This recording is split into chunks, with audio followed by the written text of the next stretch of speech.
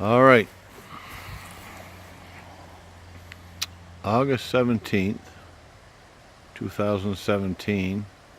Got a collection of things here. I'm getting ready to harvest honey from this Apiary hive. Brought these bees, a cup of bees and a mated queen in April of this year, and they've done quite well. The bottom two supers you see there is the brood chamber. You can see a small line between the top of the second and that narrow super, the third narrow super. That's a queen excluder. The third narrow super is comb honey, we hope, and this top two are full of honey. Been very well capped, and I'm going to take all that honey out. I'm going to take all those 3 boxes on the top off. I'm going to put an empty box on top of the queen excluder.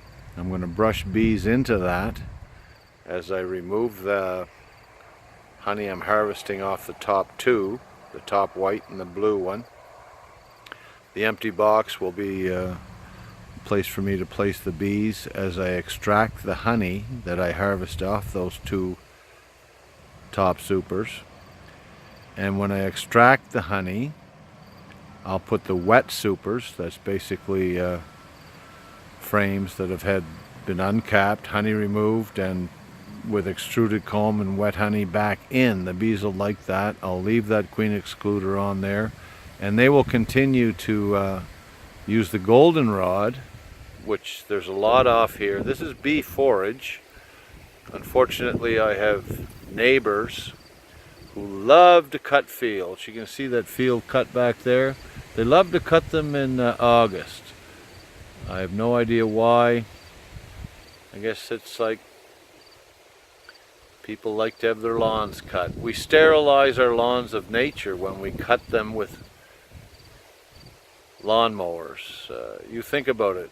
Next time you mow your lawn, you're mowing over that clover, you're mowing over the dandelions, you're mowing over bees and insects that are utilizing that forage to survive. You cut it down, you're sterilizing your lawn of nature is what you're doing. And for years our neighbors cut down bee forage.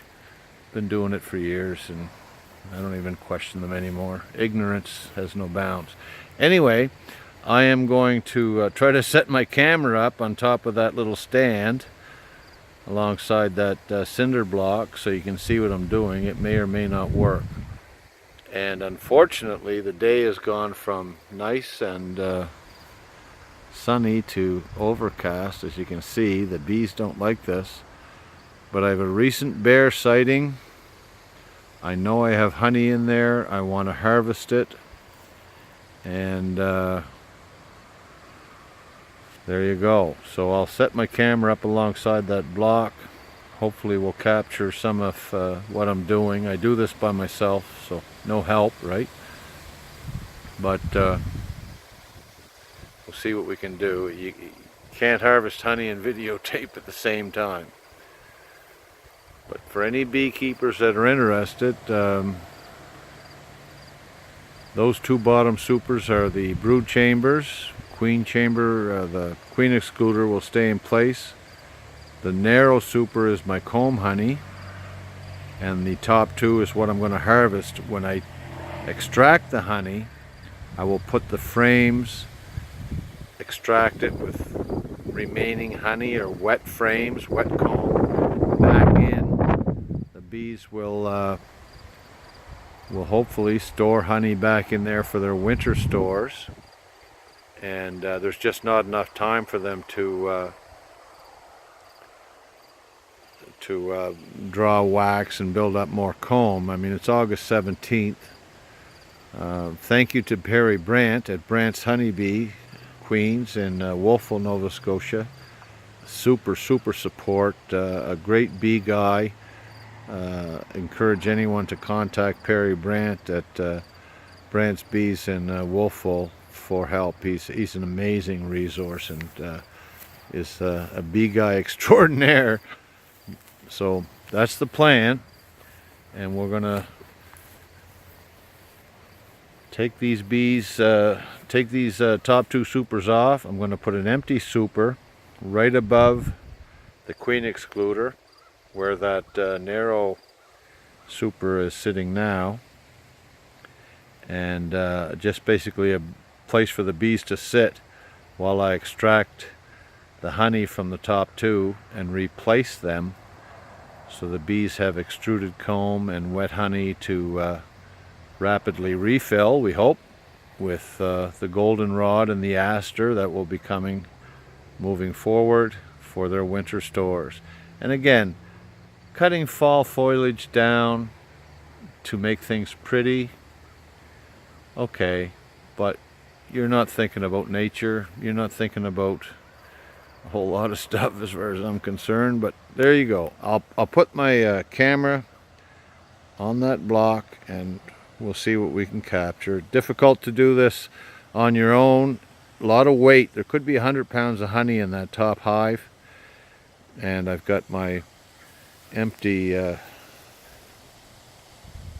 totes here to put captured honey in, and that bucket with the cloth, that's a anti-robbing cloth. I can put scrapings that I take off honeycomb and whatnot in there, so the bees don't rob it. My smoker's ready to go.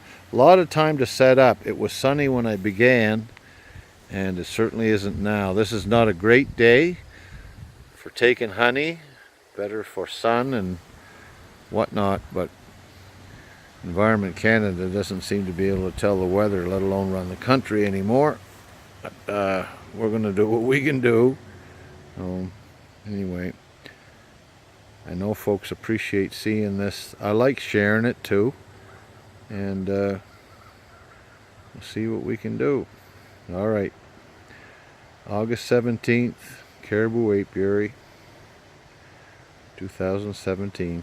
Thanks for watching. Bye.